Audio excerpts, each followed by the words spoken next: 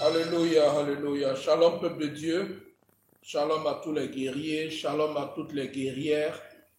Merci à vous tous qui portez avec nous cette croix-là, ce fardeau pour notre nation. Merci d'être connectés nombreux. Merci de partager ce direct d'enseignement. Merci de vous disposer, de taguer quelqu'un, d'inviter quelqu'un qui prie pour notre nation, afin que nous puissions, en union et unité de prière, travailler ensemble pour ce pays-là, dans les choses spirituelles. Bien-aimé, de là où tu es connecté, je voudrais célébrer la grâce de Dieu sur ta vie. Et je voudrais t'inviter à prier avec nous, pour recommander ce moment à notre Dieu, et nous allons partager la parole de Dieu ensemble. On va baisser la tête ensemble et nous allons prier. Éternel notre Dieu, éternel notre roi, Dieu d'alliance, Dieu de miracles, Dieu omniscient, omniprésent, omnipotent, toi qui peux tout, toi qui domines sur le règne des hommes, qui élève qui tu veux et qui abaisse qui tu veux. Toi, Éternel, qui nous a permis de nous retrouver encore ce soir pour notre nation, la Côte d'Ivoire. Père, nous voulons te rendre toute la gloire, nous voulons bénir ton Saint-Nom. De ce que tu nous as connectés, tu nous as rassemblés pour porter le fardeau de cette nation en souffrance. Sans toi, Saint-Esprit, nous ne pouvons rien faire. Viens et prends le contrôle de toutes choses. Que la chair s'efface et que toi seul enseigne ton peuple. Touche quelqu'un ce soir. Impacte quelqu'un ce soir. Et qu'à la fin de cette séance, nous puissions te rendre toute la gloire, Père. Déploie tes anges autour de nous, de là où nous sommes connectés. Que tes anges rendent ministère. À la gloire de ton seul nom.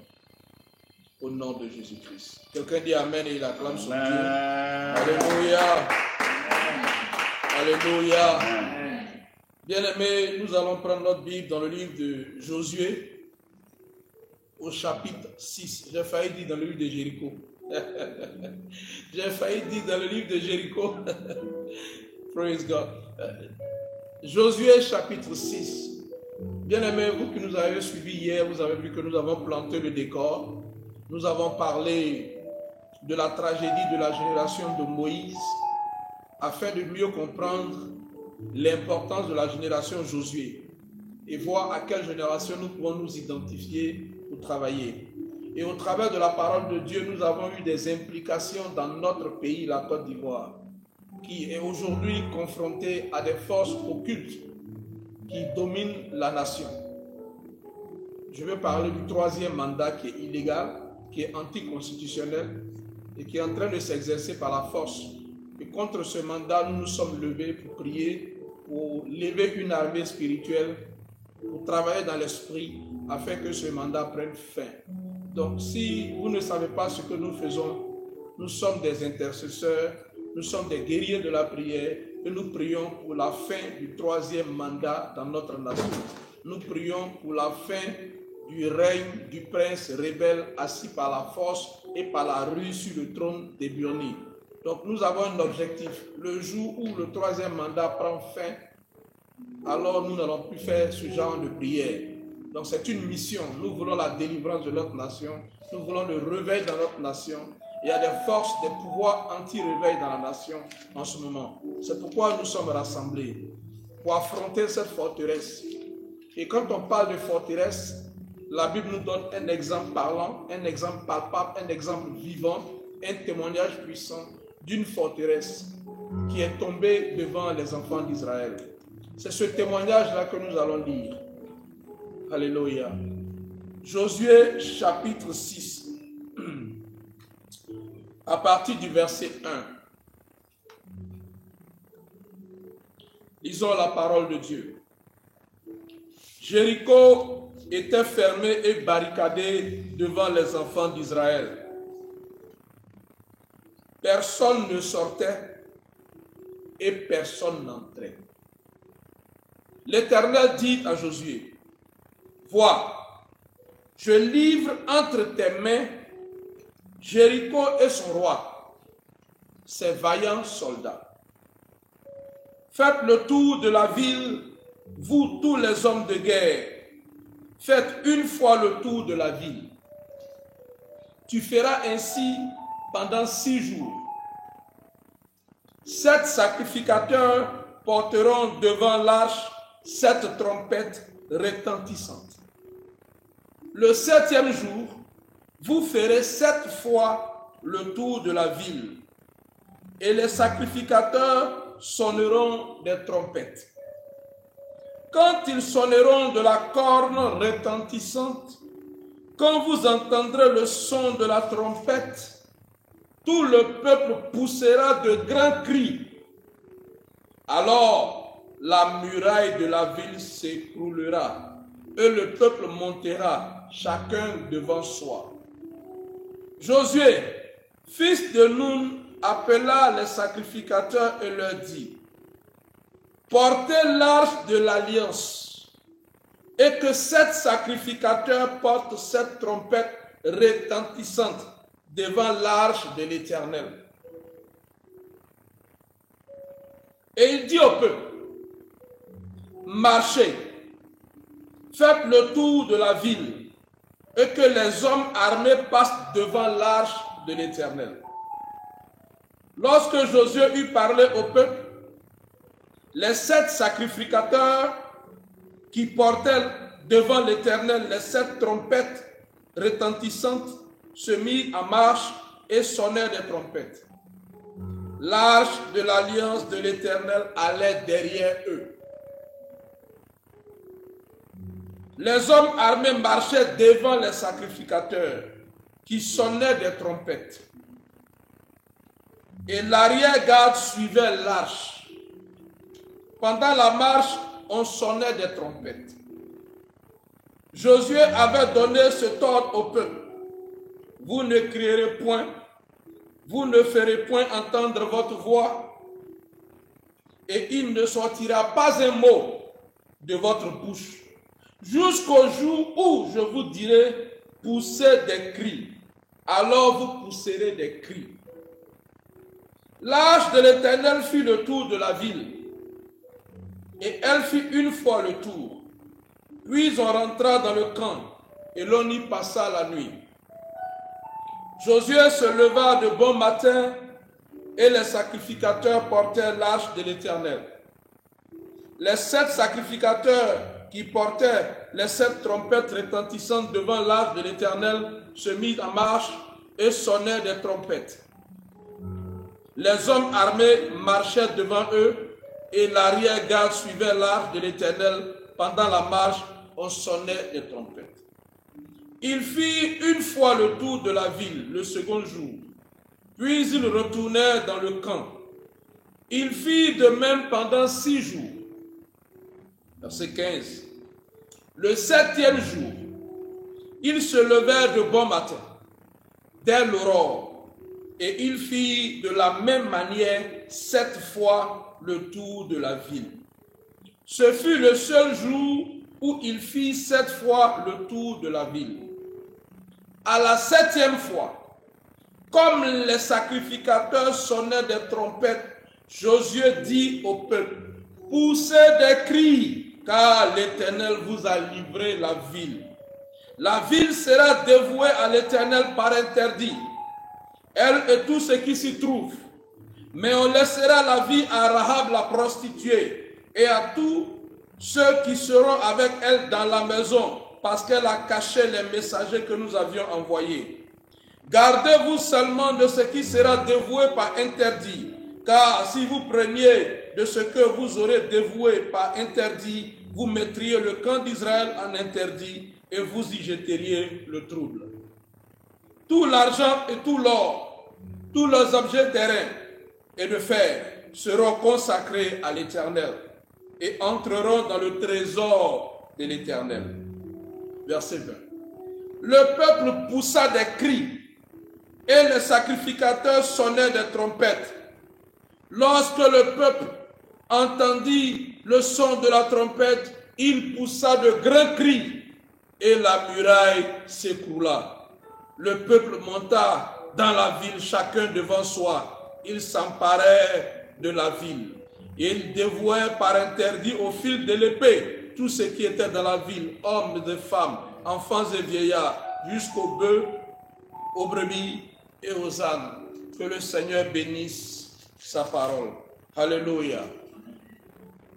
Bien-aimés, voici le récit du miracle de la chute de Jéricho. Je vous ai dit hier que les enfants de la génération de Moïse avaient eu à faire face à des défis. Après leur sortie d'Égypte, le défi qui s'est posé devant eux, c'était le défi des eaux, le défi de la mer Rouge. Et Dieu a opéré un grand miracle en fendant la mer Rouge et la génération de Moïse est passée à sec. Il y avait un autre défi devant cette génération qui était le défi du désert. Et la traversée du désert fut difficile. Le désert fut le tombeau de toute la génération de Moïse. La génération de Moïse n'a pas pu remporter ce défi, qui est le défi de la foi, où il fallait obéir, croire à Dieu, à la parole de Dieu, qu'à la parole de 10 espions apeurés. Cette génération a donc échoué. Elle n'a pas pu posséder son héritage divin. Elle n'est pas rentrée dans son héritage. Et Dieu a suscité une autre génération, sous le leadership de Josué le militaire, pour conquérir la terre de Canaan. Et cette génération, comme nous venons de le lire, a réussi sa mission avec brio. Jéricho est tombé, alléluia. Jéricho est tombé, alléluia. Il n'y a pas un Jéricho qui résiste devant la foi d'un enfant de Dieu. Il n'y a aucune muraille, aucune forteresse, aucune barrière, aucune barricade qui résiste à la foi déployée d'un enfant de Dieu. Alléluia. Bien-aimés, je veux que vous compreniez la portée de ce miracle au cours de ce bref enseignement, afin que nous nous disposions pour la prière de demain. Pourquoi nous avons titré Côte d'Ivoire, Jéricho doit tomber? C'est parce que dans la situation ivoirienne, nous avons en face de nous un Jéricho, une muraille de Jéricho, une forteresse qui semble, sur le plan humain, du point de vue humain, imprenable. Regardons un peu Jéricho. Si tu as de quoi noter, il faut noter, mon bien-aimé. Quelles sont les caractéristiques de Jéricho? Alléluia. Je vais vous en donner quelques caractéristiques. Jéricho était considéré comme une forteresse imprenable. Une forteresse imprenable. Comment et pourquoi? Bien-aimé, Jéricho, qui est une petite ville, était l'une des plus anciennes villes de l'époque d'ailleurs. Sa fondation remonte à plus de 9000 ans avant Jésus-Christ. Plus de 9000 ans avant l'avènement de Jésus-Christ. Je vous parle des racines de Jéricho. Selon les experts en archéologie qui ont fait des fouilles, ils ont estimé que les fondements de Jéricho remontaient à peu près plus de 9000 ans avant Jésus-Christ. Le deuxième point que je veux souligner, c'est que Jéricho n'était pas une grande ville. Pour qu'on puisse en faire le tour, Jéricho n'était pas une grande ville. On peut considérer la ville de Jéricho comme le plateau centre. En Côte d'Ivoire, la commune du plateau, mais seulement le centre. Où il y a les tours administratifs, par exemple. Donc on pouvait facilement faire le tour de Jéricho. Jéricho n'était pas une grande ville en tant que telle. Mais Jéricho était une très grande forteresse par sa taille et par l'épaisseur de ses murs.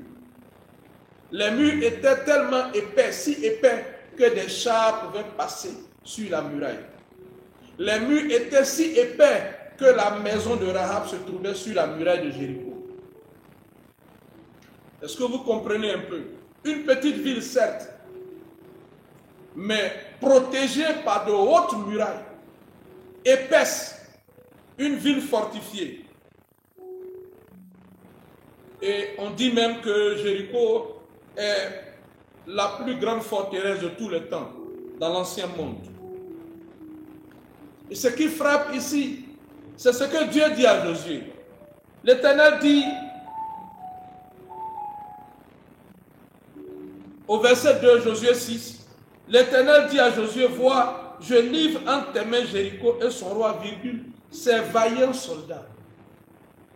C'est Dieu lui-même qui qualifie les soldats de Jéricho de vaillants soldats. Dieu reconnaît lui-même la force de l'armée de Jéricho. Les vaillants soldats. Jéricho était une citadelle militaire imprenable. Et si elle avait survécu jusque-là, c'est parce qu'elle avait défait tous ceux qui l'avaient attaqué. Donc vous voyez une citadelle fortifiée, une armée puissante, des murs très épais, très élevés, qui protègent la ville, la petite ville de Jéricho. Et comme je vous le disais, Jéricho n'avait pas existé depuis des milliers d'années par accident. Non, ils avaient une grande armée, ils avaient de vaillants soldats. Donc, bien aimé, au plan physique, au plan humain, quand on regarde Jéricho, on ne peut pas conquérir Jéricho. Jéricho ne peut pas tomber. Jéricho est gardé par des vaillants soldats, des commandos d'élite. Autre chose qui frappe Jéricho dans les caractéristiques de cette ville, c'est que Jéricho était la porte d'entrée de Canaan. Jéricho était situé à un endroit très stratégique. C'était un grand carrefour d'échange, mais c'était surtout la porte d'entrée de la terre que Dieu a promis à ses enfants. Posséder Jéricho veut dire posséder Canaan. Tant qu'on ne fait pas tomber Jéricho, on ne peut pas posséder Canaan. Il faut posséder la porte pour posséder la ville. Donc Jéricho n'était pas une ville qu'on pouvait conquérir avec des moyens humains. Les gens s'étaient donné les moyens pour résister aux assauts humains, pour résister aux attaques extérieures, par l'ampleur, la taille, la hauteur, l'épaisseur des murs.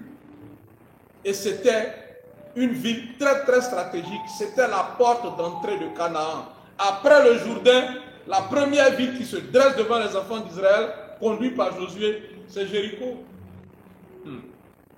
C'était un grand défi. Alléluia. C'est pourquoi quand vous regardez l'attitude de Josué, en Josué chapitre 5, vous allez voir quelque chose. Josué 5, verset 13. Josué lui-même se posait des questions. Ah, comment on fait? Quand on regarde cette ville-là, comment on peut la conquérir? Donc la Bible dit, comme Josué 5, 13, comme Josué était près de Jéricho, il leva les yeux et regarda. Donc, Josué se promenait. Il était dans les plaines. Il regardait la ville de loin. Josué était militaire. Ce n'est pas un prophète. Certainement qu'il réfléchissait à une stratégie militaire. Comment on va faire pour attaquer cette ville? Est-ce qu'il faut faire comme le cheval de Troie, faire entrer des gens par la ruse? Est-ce qu'il faut avoir des béliers, des archers, des épées, des catapultes ou un caterpillar pour casser? Il n'avait pas tout ça. Donc Josué se posait des questions. Voici une citadelle militaire imprenable, aux murs fortifiés, très épais, avec une armée puissante. Comment est-ce que nous pouvons conquérir cette ville? Josué se posait certainement ces questions. Alléluia. Amen. Et ça, ce sont les questions que nous nous posons aujourd'hui.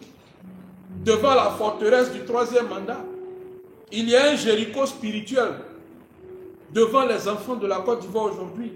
Et ce Jéricho-là, c'est le troisième mandat.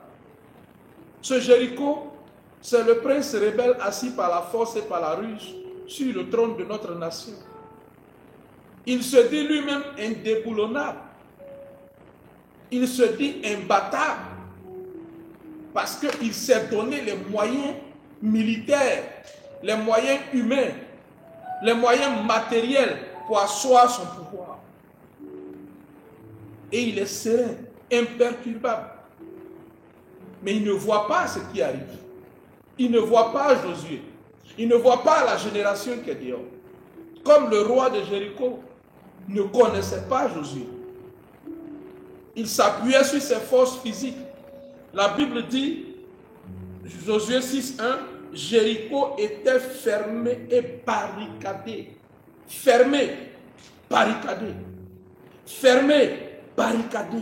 Et personne ne sortait. Personne n'entrait aussi. Ils se sont bunkérisés dans cette forteresse. Personne ne rentre, personne ne sort. Ils se sont préparés pour vivre comme ça. Ils ont gardé des vivres. Ils ont amassé des vivres. Ils se sont préparés à ça.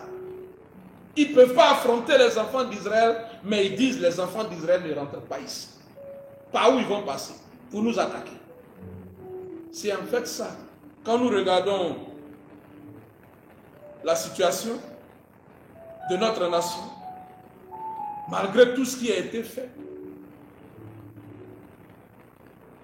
le monsieur s'est assis avec son troisième mandat, comme un Jéricho, comme une muraille fortifiée, comme une forteresse, et il nargue le peuple de Dieu. Et il pense qu'il ne peut pas tomber. Donc je veux parler au cœur de quelqu'un qui me regarde. Si Jéricho, par ses murailles, est tombé devant Josué, il n'y a aucune forteresse humaine, aucune forteresse humaine qui résiste à la puissance surnaturelle. Aucune sur terre. Donc si nous faisons ce que Josué et sa génération ont eu à faire, si nous prions comme il faut, si nous déployons notre foi comme il faut, le troisième mandat va tomber. Alléluia. Alléluia.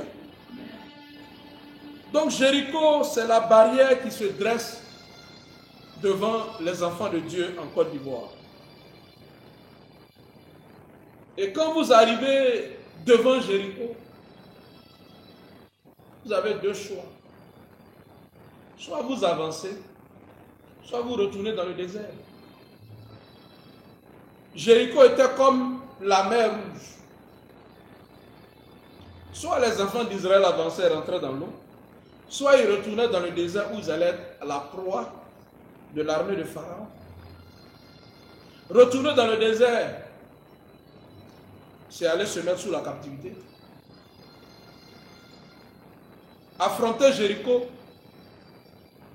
c'est posséder son héritage. Alléluia. Amen. Et Jéricho, la première leçon que je veux qu'on tire dedans, c'est la puissance de la foi. Alléluia. Hébreux 11, 30 que je vous ai lu dit que c'est par la foi que les murs de Jéricho sont tombés après qu'on ait fait le tour cette fois. Par la foi. Josué n'a lancé aucun caillou, aucune pierre.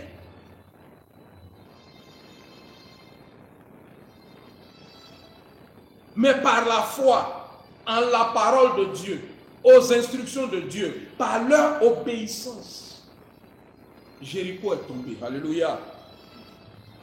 Quand on regarde, quand je vous parle de la puissance de la foi, je veux qu'on regarde un peu une ville comme Jéricho. La chute de Jéricho défie le savoir humain, le savoir militaire, la sagesse militaire. Il y avait des hommes de guerre avec Josué. C'était une génération de guerriers. Et pourtant, ce n'est pas par la stratégie militaire que Jéricho est tombé. Alléluia. Regardez la stratégie de Dieu. Regardons bien la stratégie de Dieu. Dieu dit, c'est lui-même qui donne la stratégie. Ce n'est pas Josué. Josué lui réfléchissait. Et Dieu a fait venir son ange. En Josué chapitre 5, verset 13, comme Josué était près de Jéricho, il leva les yeux et regarda. Voici, un homme se tenait debout devant lui, son épée nue dans la main. Il alla vers lui et lui dit, es-tu des nôtres ou de nos ennemis? Il répondit, non, mais je suis le chef de l'armée de l'Éternel. J'arrive maintenant.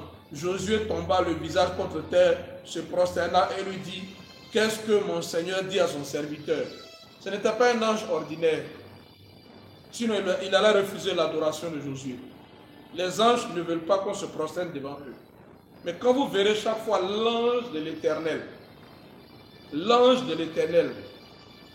c'est la manifestation angélique de notre Seigneur. C'est Dieu lui-même ou Jésus lui-même qui apparaît avec son épée devant Josué. Et qui essaie de dire en fait à Josué, je suis venu mener la bataille de l'Éternel. Si tu es du côté de l'Éternel, alors tu vas gagner. Donc je n'ai pas de parti pris. C'est la bataille de l'Éternel que je suis venu mener. Quiconque est avec l'Éternel va triompher. Si tu n'es pas avec l'Éternel, tu seras victime. Donc Josué lui cherchait un supporter. Il dit non, non, non. C'est toi qui dois être du côté de Dieu et non Dieu de ton côté. Quelqu'un me suit? C'est toi qui dois être du côté de Dieu et non Dieu de ton côté. Non, non, non. Josué, es-tu du côté de Dieu? Parce que Josué lui pose la question. Ah, es-tu des nôtres? Tu es avec nous ou bien tu es avec nos ennemis? Sa réponse est claire. Non. Je ne suis ni avec vous, ni avec vos ennemis. Je suis du côté de l'Éternel. Est-ce que vous êtes du côté de l'Éternel? Est-ce que vous allez faire ce que l'Éternel demande? C'est tout. Et donc, Josué aurait dû comprendre là qu'il allait avoir un miracle. Il allait avoir le surnaturel pour faire tomber la muraille de Jéricho. Et donc, la chute de la muraille de Jéricho, mes bien-aimés, est une démonstration de la puissance de la foi. La foi brutale, la foi totale, la foi infaillible, la foi, la grande foi en Dieu. Alléluia. Dieu donne lui-même la stratégie. C'est pas, Josué ne donne pas la stratégie. Josué, le militaire, qui est un stratège, qui a mené le combat pour Moïse. Voici son premier combat en tant que leader du peuple. L'Éternel dit à Josué, vois, je livre entre tes mains Jéricho, son roi et ses vaillants soldats. Point. Et l'Éternel ne s'arrête pas là. L'Éternel donne la stratégie de la bataille. Alléluia. L'Éternel est un vaillant héros. Il dit, faites le tour de la ville. Vous, tous les hommes de guerre, faites une fois le tour de la ville. Tu feras ainsi pendant 6 jours. 7 sacrificateurs porteront devant l'arche 7 trompettes retentissantes. Le 7e jour, vous ferez 7 fois le tour de la ville et les sacrificateurs sonneront de trompettes. Quand ils sonneront de la corde retentissante, quand vous entendrez le son de la trompette, tout le peuple poussera de grands cris. Alors la muraille de la ville s'écroulera et le peuple montera chacun devant soi. Mettez-vous à la place de Josué quand il entend ça. Lui, le militaire, Dieu lui dit de marcher en silence. On n'ouvre pas la bouche. De faire le tour de la ville. Et puis, le 7e jour, pousser des cris. Mais quand Josué va dire ça aux gens de guerre, aux grands stratèges, les anciens d'Israël qui étaient avec lui, ils vont lui dire, aïe, depuis quand crier a fait tomber quelque chose? Entre nous. Depuis quand pousser un cri a fait tomber quelque chose? Si vous voulez aller devant un manguier, même quand les mangues sont mûres, arrêtez-vous sous le manguier et puis poussez des cris. Mangue tombe. Aucune mangue ne va tomber. Depuis quand pousser des cris va remporter une bataille? Amen. Si vous voulez aller devant une banque, allez vous arrêter devant une banque. Poussez des cris, qui va vous servir là-dedans? C'est quel coffre-fort qui va s'ouvrir pour vous? C'est pas logique, alléluia. La stratégie que Dieu donne à Josué n'a aucun sens au plan humain. Ça n'a pas de sens. Une forteresse, des militaires. Et puis Dieu dit, marchez en silence, premier jour, faites le tour sans parler. Je suis sûr que les militaires, là, ils ont regardé Josué et ils ont dit, est-ce que tu n'as pas perdu la tête? Josué, est-ce que c'est normal? Est-ce que c'est Dieu qui t'a parlé même? C'est pas comme ça, hein? Prenons des beignets, trouvons des moyens, mais attaquons la ville. Escaladons les murs. Voilà ce qu'il faut faire. Tu nous demandes de crier. Tu nous demandes de pousser des cris. Ils auraient pu dire ça à Josué. Parce que cette stratégie humaine-là, de divine, n'est pas la stratégie humaine. Dieu dit, mes voix ne sont pas vos voix. Alléluia. Elle n'avait pas de sens. Ce que Dieu demandait au peuple de faire n'avait aucune logique, aucun sens, parce que des murailles fortifiées qui sont là depuis des millénaires ne peuvent pas tomber par rien qu'en poussant des cris. Ah, alléluia. Mais la génération de Josué avait compris ce que leur père n'avait pas compris. C'est que quand Dieu montre un chemin, il faut l'emprunter. Quand Dieu donne une stratégie, il faut obéir. Quand Dieu dit de faire quelque chose, il faut faire sans murmurer. C'est ça que la génération de Josué avait compris. Alléluia. Elle avait compris qu'il fallait placer sa foi en Dieu seul. Et cette génération avait compris que cette bataille n'était pas leur bataille. Que cette bataille était la bataille de l'Éternel. Alléluia. Prenons 2 Chroniques chapitre 20. 2 Chroniques 20. Je vais vous montrer quelque chose. La bataille de Jéricho n'était pas la bataille d'un peuple. N'était pas la bataille d'un homme. C'était la bataille de l'Éternel. Et c'est ce que la génération de Josué avait compris. Vu la stratégie que Dieu donnait, il savait qu'il ne pouvait rien faire. Et qu'il n'avait pas d'autre choix que d'obéir et de laisser Dieu déployer sa puissance. Et ils ont fait ce que Dieu a dit. Prenons 2 Chroniques chapitre 20, verset 15. 2 Chroniques 20, verset 15. Quand Josaphat s'est trouvé en proie à une grande armée et que la prophétie est sortie. 2 Chroniques 20, verset 15. Je vais lire à partir du verset 14. Quand Josaphat a rassemblé le peuple. Alors l'esprit de l'Éternel saisit au milieu de l'assemblée Jacasiel, fils de Zacharie, fils de Benaja, fils de Jéhiel, fils de Matania, lévite d'entre les fils d'Azaph. Et Jacasiel dit, soyez attentifs, tout Juda et habitants de Jérusalem. Et toi, roi Josaphat, ainsi vous parle l'Éternel.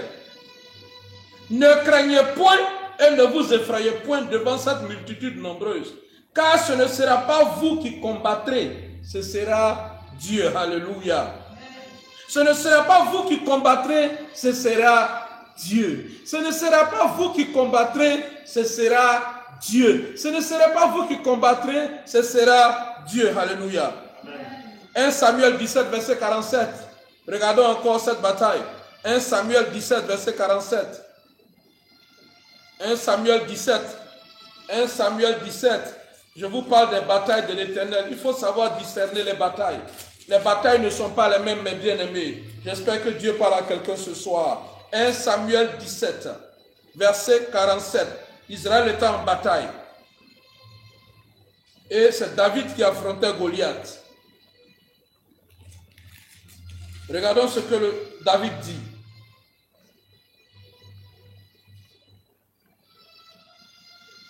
David dit à Goliath, et toute cette multitude saura que ce n'est ni par l'épée, ni par la lance que l'Éternel sauve. Car la victoire appartient à l'Éternel et il vous livre entre nos mains. Alléluia. Car la victoire appartient à qui? À l'Éternel. Car la victoire appartient à l'Éternel. Bien-aimé, il y a des batailles qui ne sont pas tes batailles. C'est toi qui es au milieu de ces batailles, mais ce ne sont pas tes batailles. Il faut qu'en tant qu'enfant de Dieu, en tant que peuple, nous puissions discerner nos batailles propres, nos batailles personnelles, celles que nous devons livrer, et les batailles qui viennent dans notre vie, mais qui ne sont pas faites pour nous. Alléluia. Il y a des batailles que Dieu s'est réservées. Il s'est réservé ces batailles pour glorifier son nom. Alléluia. Il y a des batailles qui ne t'appartiennent pas. Tu ne peux pas les livrer par tes forces physiques. Ce sont les batailles de l'Éternel. Et la bataille, mes bien-aimés, contre le troisième mandat n'est pas une bataille qui appartient au peuple de Dieu. La bataille contre le troisième mandat d'Alassane Dramane Ouattara est la bataille de l'Éternel. C'est l'une des batailles que l'Éternel s'est livré, s'est gardé pour se glorifier dans cette nation. C'est pourquoi toutes les tentatives humaines pour faire tomber Alassane Dramane Ouattara ont échoué et échoueront, parce qu'aucun homme ne pourra faire tomber cette forteresse. Ce n'est pas la bataille des hommes, c'est la bataille de l'Éternel des armées. Est-ce que quelqu'un m'entend ce soir? Amen. Je dis, est-ce que quelqu'un m'entend ce soir? C'est la bataille de l'Éternel. Mais Dieu veut que nous soyons participants de son œuvre. Alléluia. C'est pourquoi il a dit à Josué, faites le tour de la ville. Dieu aurait pu faire tomber Jéricho sans demander au peuple de faire quoi que ce soit. On est d'accord? Puisque le chef de l'armée de l'Éternel est arrivé, en un clin d'œil, les murailles pouvaient tomber sans que le peuple ne pousse un seul cri, sans que le peuple ne fasse une seule fois le tour de la ville. Le miracle aurait pu s'opérer. La mer Rouge s'est ouverte sans que le peuple ne fasse quoi que ce soit. Il dit, taisez-vous, gardez le silence et vous allez voir la délivrance que l'Éternel va vous donner. Les Égyptiens que vous voyez aujourd'hui, vous ne les verrez plus jamais. Mais le peuple n'a rien fait. Mais c'est le même Dieu. Il veut que quand le troisième mandat tombe, quand Alassane Dramane Ouattara tombe, personne, aucun humain, aucun Ivoirien, aucune personne ne dise, c'est moi qui l'ai fait. Ou c'est nous qui l'avons fait. C'est une bataille de l'Éternel, afin que nul ne se glorifie. Et les batailles de l'Éternel se gagnent par la foi. Il veut que nous soyons juste participants. Il a impliqué le peuple. Il dit, Josué, faites le tour de la ville. Ne parlez pas. Au dernier jour, poussez des cris et la muraille va s'écrouler. Il aurait pu le faire le premier jour. En une journée, il aurait pu le faire. Sodome et Gomorrhe ont été détruits en combien d'heures? Voilà. Mais Dieu a voulu, d'une certaine façon, tester la foi de ce peuple. Amener ce peuple à faire quelque chose qui semble insensé pendant 6 jours, même jusqu'au 7e jour. Aller en silence, faire le tour de la ville. Les gens sont dans Jéricho, sur la muraille, et puis ils regardent des gens qui marchent, et puis c'est les trompettes. Et puis ils s'en vont. Ils là, ils sont fous. Quand nous prions là, on se moque de nous. Ce que nous faisons là, il y en a qui se moquent. Il y en a qui disent qu'on perd notre temps, mais nous on sait ce qu'on fait. Les enfants d'Israël savaient ce qu'ils faisaient quand ils faisaient le tour ensemble. Ils les regardaient premier jour. C'est ceux-là qui ont dit ils vont nous gagner là. Il marche doucement, l'âge de l'Éternel est là, il ne savent même pas c'est quoi l'âge. Il voit un peuple qui est en rang, des sacrificateurs. Depuis quand des prêtres, depuis quand des pasteurs vont au combat? Ce n'est pas des guerriers.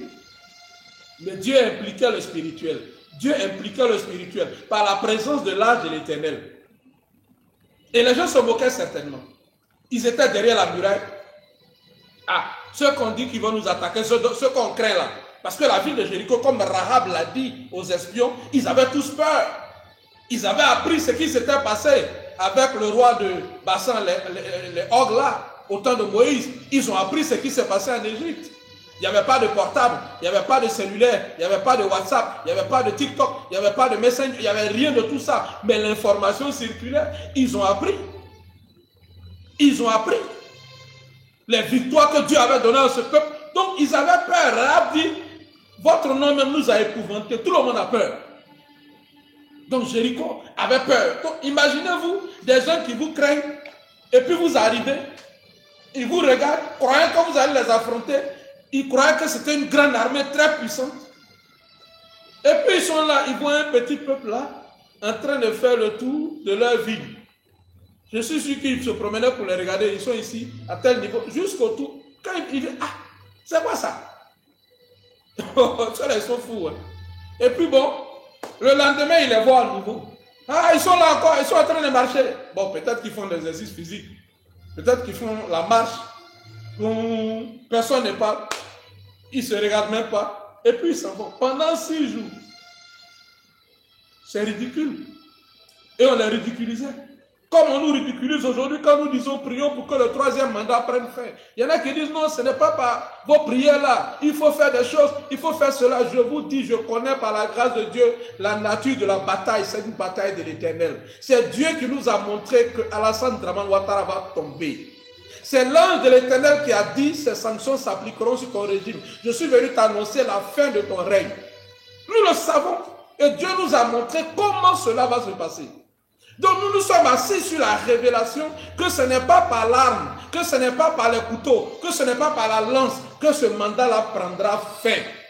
Il va se passer quelque chose de surnaturel qui va choquer les Ivoiriens. Et je vous le dis, faites attention. Quand je vous dis tendez l'oreille, je sais de quoi je parle. Il va se passer quelque chose dans cette nation de surnaturel. Quand les autres peuples l'apprendront, ils s'étonneront. Ils diront assurément Dieu est dans cette nation. Dieu est avec ce peuple. Ce que vous croyez impossible là, va devenir possible devant vous sans que vous n'ayez levé le petit doigt. Si nous continuons à prier, comme les enfants d'Israël, nous prions, c'est leur marche silencieuse. On n'a pas d'armes.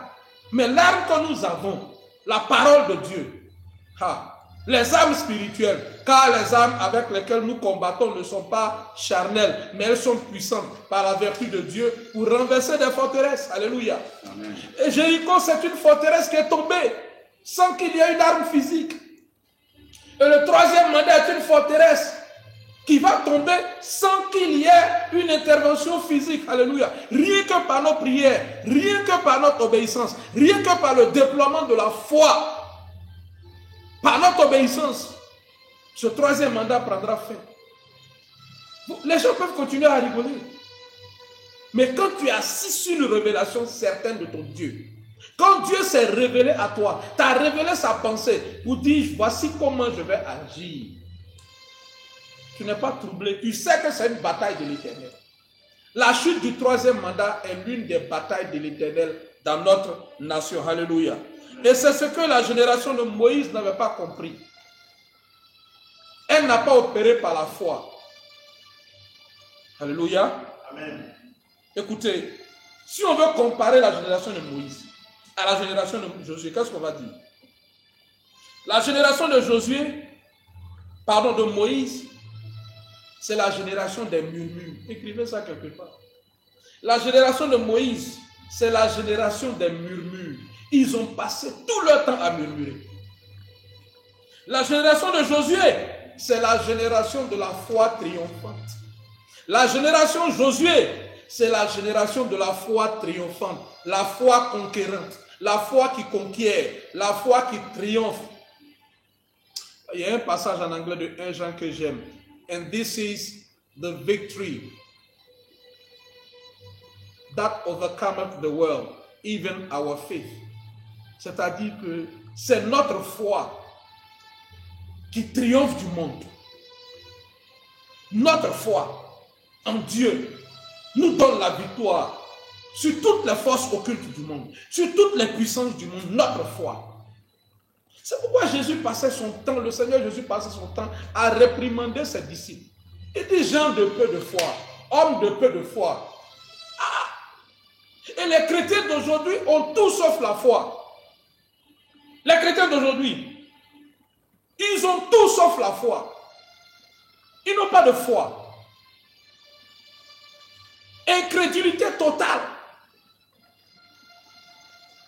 Jésus dit, quand le Fils de l'homme viendra sur terre, trouvera-t-il la foi?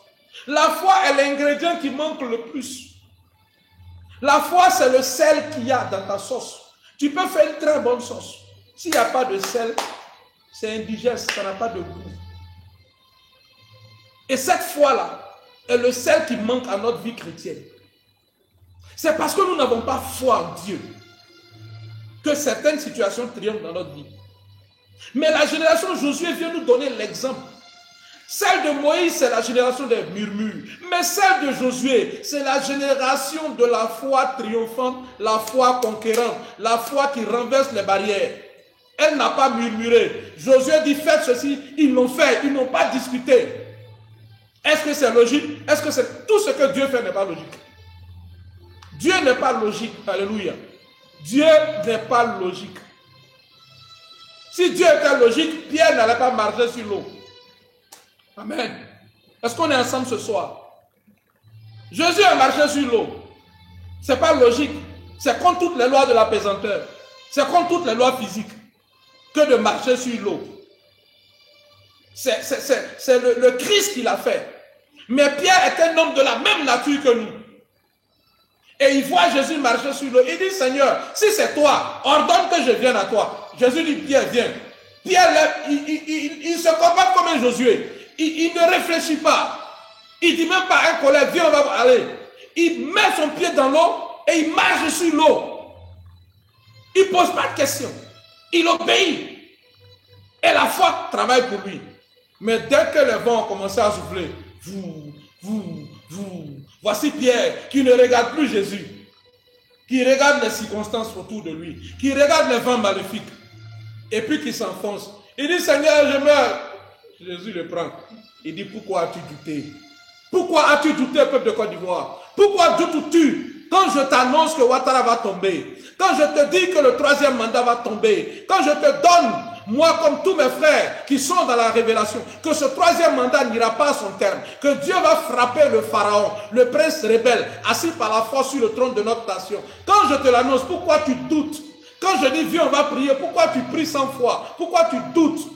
Pourquoi tu doutes? Pourquoi tu te comportes comme Pierre à un moment donné? Parce que tu regardes autour, parce que tu vois son armée, parce que tu vois ses vaillants soldats, parce que tu vois ses encagoulés, parce que tu vois ses microbes. Et tu as peur. Et tu oublies que Dieu est sur son trône, qui n'a pas encore déménagé. Et que c'est lui qui va le faire tomber. Que ce n'est pas ta bataille. Tout ce que Dieu te demande, c'est d'être participant de cette gloire-là.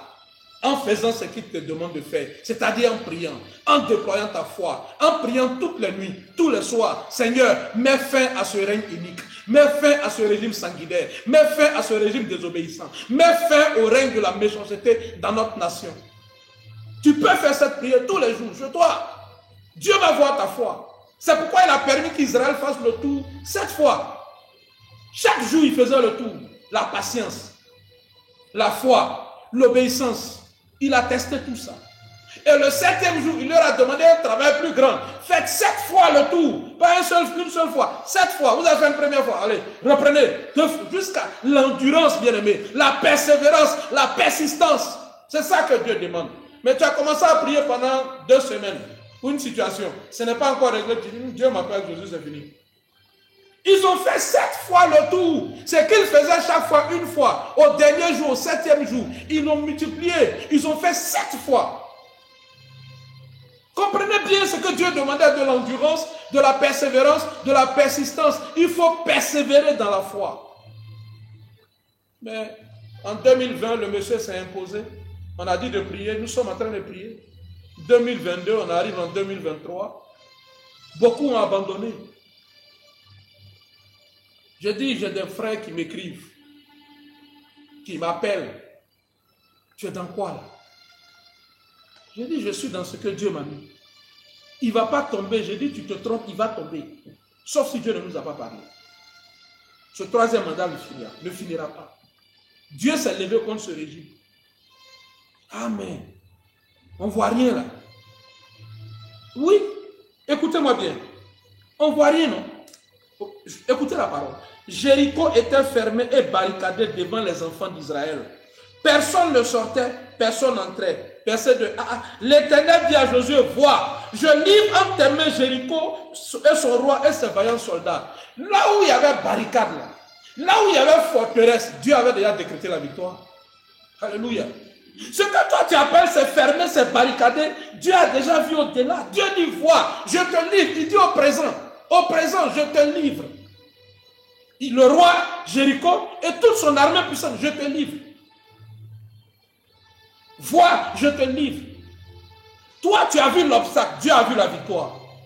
Beaucoup voient le troisième mandat, beaucoup voient l'obstacle. Nous voyons déjà la Côte d'Ivoire du réveil. Nous voyons déjà la fin de ce mandat. Nous voyons déjà le renouveau dans notre nation. Nous voyons déjà un régime qui a la crainte de Dieu qui va s'installer. Nous voyons déjà une génération Josué. Nous voyons déjà un Josué qui va faire tomber cet homme-là par la main de Dieu. Alléluia. Est-ce que tu peux acclamer Jésus? Alléluia. La génération de Moïse, c'est la génération des murmures. La génération de Josué, c'est la génération de la foi conquérante. La génération de Moïse, c'est la génération au cou raide. Ils avaient le cou raide. Et Dieu lui dit, vous avez le cou raide. Mais la génération de Josué, c'est la génération au cœur obéissant. Toi, à quelle génération veux-tu t'identifier? Quand Dieu nous a dit d'enseigner sur la génération de Moïse, c'était pour nous faire comprendre ce qui les a fait échouer. Et il ne faut pas qu'on emprunte le chemin de la désobéissance. Il ne faut pas qu'on emprunte le chemin de l'incrédulité. Si nous empruntons le chemin de l'obéissance, de la foi, si nous pouvons nous identifier à la génération de Josué, dans quelques temps, mes bien-aimés, Dieu va opérer le miracle dans notre nation. Amen. Sans que nous n'ayons à tirer un seul coup de feu. Quelque chose va se passer. Quelque chose va se passer. Je dis quelque chose va se passer. Qui va t'étonner. Au nom de Jésus. Ce que tu as vu impossible, Dieu a dit c'est possible. Quelque chose va se passer. Déploie seulement ta foi. Continue de prier. Fais tes 7 tours de Jéricho. Persévère. Continue de prier. En groupe, même seul, prie pour ce pays. Parce que Satan s'est levé contre ce pays-là. C'est Satan qui s'est levé contre ce pays. Et il a excité Alassane Dramane Ouattara à faire un troisième mandat. Comme Satan s'était levé contre David. Et il a excité David à faire le dénombrement. Ce que Dieu avait interdit. Quand on dit de prier pour la fin de ce troisième mandat, on est dans la volonté de Dieu. On est dans le plan de Dieu. C'est pourquoi, bien aimé, si tu t'identifies à la génération Josué, si tu peux et tu veux t'identifier à la génération Josué, demain, je te demande d'être en jeûne. Demain, nous allons prier. Si tu peux faire comme Josué, le peuple qui a obéi à Josué, sans broncher. Si tu peux obéir aux instructions, en te mettant en jeûne, tu lis seulement Josué 6. Tu fais ta repentance personnelle. Demain soir, par la grâce de Dieu, une forteresse va s'écrouler au nom de Jésus. Une forteresse quelque part sur la terre de Burni va s'écrouler. Demain, nous allons prier. C'est pourquoi on a pris ces 48 heures pour faire l'enseignement. Je pense que quelqu'un a compris. Je pense que quelqu'un est rempli maintenant de la foi. Je pense que quelqu'un sait que c'est en déployant sa foi qu'il va triompher du troisième mandat, de la forteresse du troisième mandat, que le réveil va venir dans cette nation. Et demain, par la grâce de Dieu, nous devons être en jeûne de 6h à 18h. Et à 19h, par la grâce de Dieu, nous allons nous retrouver. Je parle en temps universel. Et nous allons prier. On n'aura pas de passage, on n'aura pas d'enseignement à faire. Mais on va prier. Alléluia. Amen. Je dis on va prier. Amen. Je dis on va prier. Amen. Ce que tu vois comme une barrière, Dieu l'a déjà appelé victoire pour toi, bien-aimé. Amen. Ce que tu vois en Côte d'Ivoire comme une barrière, une forteresse, l'Éternel l'a déjà appelé victoire. Alléluia. Bien-aimé, j'ai besoin de ton obéissance. Amen. Parce que c'est ton obéissance qui va activer la puissance de Dieu. Dis avec moi mon obéissance. Mon obéissance. Active la puissance de Dieu. Active la puissance de Dieu. Dis mon obéissance. Mon obéissance. Active la puissance de Dieu. La puissance de Dieu. Dans ma nation. Dans ma nation. Dis mon obéissance. Mon obéissance. Active la puissance de Dieu. Active la puissance de Dieu. Dans ma nation. Dans ma nation. Alléluia. Acclame le Seigneur. Amen. Voilà mes bien-aimés, les 2 sessions d'enseignement que nous avons eu à faire. Demain, par la grâce de Dieu, nous allons nous retrouver, comme je l'ai dit. Je mets tout le monde en jeûne, tous les guerriers, toutes les guerrières. Lecture Josué 6. Et nous allons nous retrouver à 19h par la grâce de Dieu. Nous allons prier ensemble. Que Dieu continue de vous garder comme la prunelle de ses yeux. Que l'ange de l'Éternel campe autour de votre maison. Et que Dieu vous fortifie pour la bataille de demain. Sanctifiez-vous. Demain, l'Éternel vous donnera la victoire. Shalom chez vous. Shalom sur la terre des Burnies.